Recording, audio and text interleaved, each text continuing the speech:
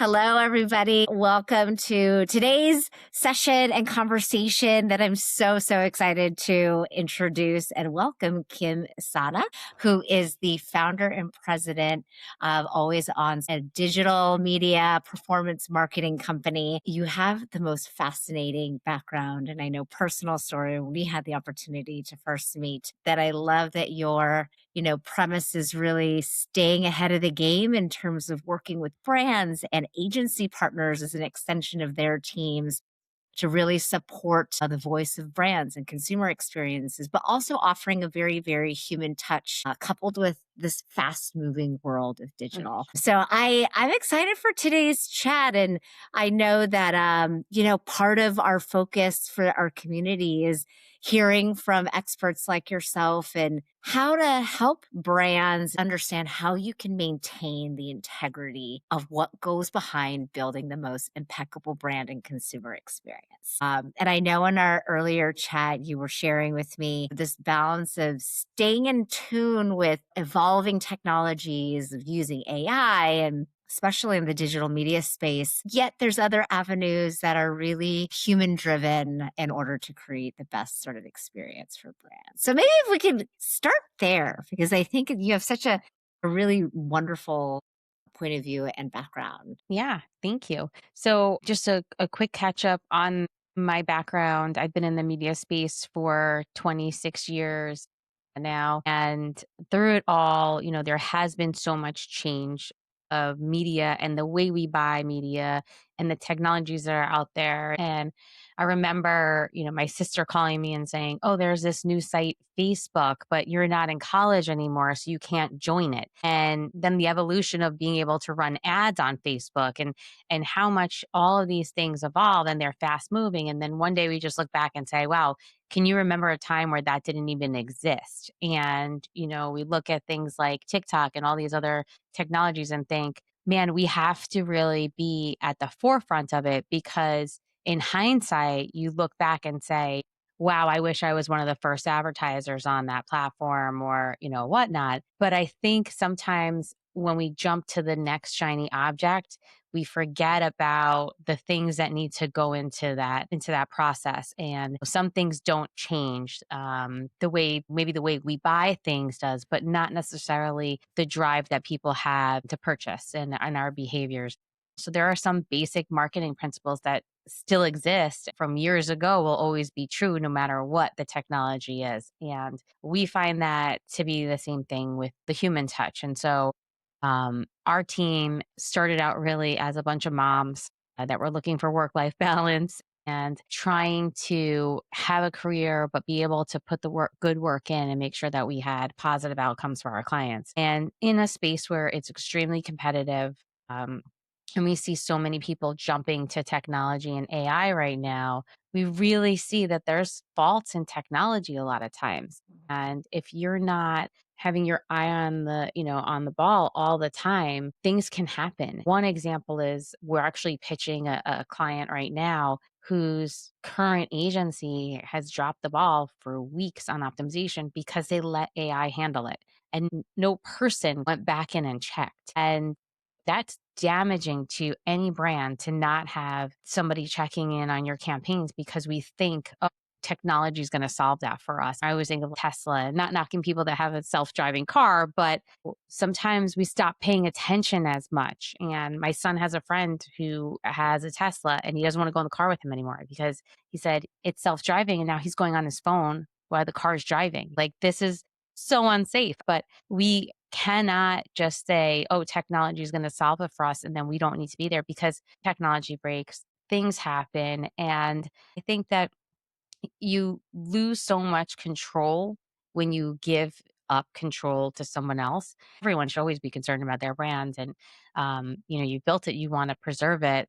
But letting too much control away and into technology, I think that's where you put yourself really at risk. Yeah. First, I love how you founded your Oh, company mm, as another fellow mom here in the house and trying to constantly find that balance. I yeah. really applaud you for, creating your own way forward. I can completely empathize and see so many parallels and other avenues like Amazon's philosophy of hands off Mm. the wheel and set it and forget it, especially Mhm. in a digital Yeah. commerce environment and without having scalable ways to check in and Yeah. understand where to take action. So maybe building on that idea Mhm. of some automation and for speed and scale, there are so many benefits. And then there's always the other side of the coin. And in your experience in finding those approaches that can enable the best Mhm. outcome, whether it be as you're partnering with brands or agency partners to deliver the ambition for the brand and kind of creating the right narrative and experience. How do you kind of find that steady balance while you deepen hands off the wheel automation, but at the same time, deepen the things that you might now have time for to differentiate and, whether it be client relationships or for consumers finding Mhm. creative ways to build lifelong loyalty. I know in our last chat as well, you shared a bit about using this balance in your approach? Because I think all of it really comes to holding on to that brand positioning and brand power. Yeah, absolutely. There's so much there that you can do and things that are easy to use technology for and automate. And honestly, in a digital world, we are buying programmatically. That's not, only human. It's not somebody sitting there handpicking sites and saying, oh, looking at things on a daily basis. There is that daily check in, but it's not, that manual. It's more of having the gut feeling to know, and that comes with experience, but something doesn't seem right here. These numbers may be great, but we shouldn't have CTRs this high. Something's off, because the technology is going to say, especially, some of the Google platforms, right? It's like, what's the idea behind it, right? Where's the motivation? Is the motivation for some of these platforms to make more money themselves or make more money for you? And at the end of the day, they're making more money for themselves. So they're going to use the technology in a way that's going to provide the best outcome for them. And so sometimes that aligns with you, but maybe it's, pushing this inventory is going to get a higher CTR because that's the goal you put in. It doesn't necessarily mean you're going to get more clients. It doesn't mean you're going to have more sales. It means that that goal that was put in is going to have a self-serving result. And so, sometimes we look at things and this is where experience matters because we'll go in and say, man, there's a really high CTR here. And, it looks like on paper you're hitting your goals, but are you really? And as you start to dig in, that's where everything matters. Your experience matters, understanding, are these the right, people for this brand? Is somebody just watching your video or engaging with the ad because they're going to get coins for something? Is there, like you start to have to peel back all of those things. And so where we really lean on technology is, helping us find audiences and using algorithms for, like a seed audience and just expanding upon that. Obviously, reporting, but even that sometimes we find errors with. And you have to have a check in and make sure that it's not off the rails one day. So we usually check like 3 times a week on the I'm always like, there could be an error in an Excel sheet somewhere, somehow, like a typo, and that throws everything off. So we at least check the reporting 3 times a week, even though we lean heavily on, AI for a lot of that stuff. But at the end of the day, it does free up time for you to do other stuff. And that is important because that time can be dedicated to thinking outside the box and using your brain. This pitch we're doing, they specifically said you cannot use any AI tools of any sort for the pitch. You can use it if you're hired, but through Interesting. winning the business, it's your own brains. And that includes even making suggestions, rough estimates of what the platform would be able to do. And Mm, it's exciting for us because some of the folks on our team have been doing this for 20 years. So they do know how to do it without technology. Things break and stuff happens. And sometimes you have to be able to still do that. So while it does free up time and allows us to be creative and bring these other ideas and find new audiences and test new things, you always have to be ready to kind of step back in and jump in there. yeah.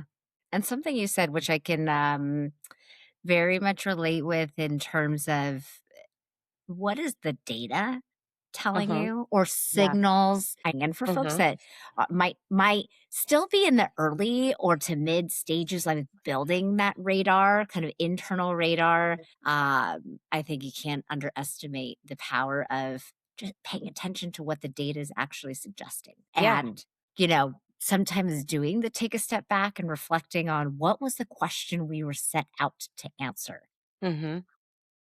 can help prompt when things might be going just a little bit out of your control. Yeah, absolutely. And we had a recent example. We work with an e-commerce store, and over the holidays, they had a very large purchase. Their church supply. So like some of their items are extremely expensive. And the purchase came in a $1,000 order in one day. Now, if we're not looking at that every 2 days, like checking those orders manually, the system automatically optimizes towards those. And so let's say that's a fraudulent order. And Yeah. now we're off the rails optimizing towards, a bad signal and the data's bad.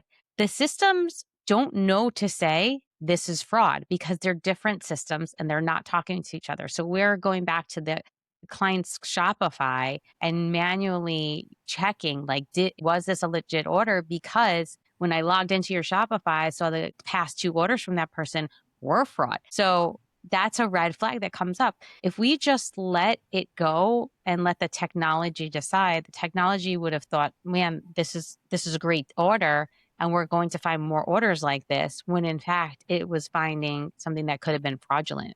So there's just so many of those things where like the data can show you one thing, but it may not be right, and you have to have that gut instinct sometimes. Overall, I definitely am an optimistic person, but I will say when it comes to, things working, sometimes you have to have a little bit of a pessimistic hat because you have to question what you're seeing and what's happening sometimes to make sure it's real before you just kind of go all in on something. I'd say with the exception of like going completely viral, you know, then you go all in at that time. I will say that playing devil's advocate is never my strongest suit as well, but it's so important that having Yeah. that lens, to really balance out. If you think about the community members and you could Hmm. offer in the next 30 days, here's what you would advise just as a reminder and leaving us with that helps folks take it action and something that helps them keep control of the narrative of what they're looking to accomplish in this kind of digital ecosystem. Yeah, I would say don't be afraid to challenge the norm of what the relationship is or what's happening. Some people just they hand over the controls to maybe it's an agency or, they hire a consultant or somebody else and they hand over the keys and say, "Okay, here's our budget and here's our goals and go ahead." But a lot of times there's so much lack of transparency on the how and the way things work, and I don't think there's anything wrong with asking for real details and real understanding of what someone is doing with your money. And at the end of the day, it's your money and you should be able to get those answers.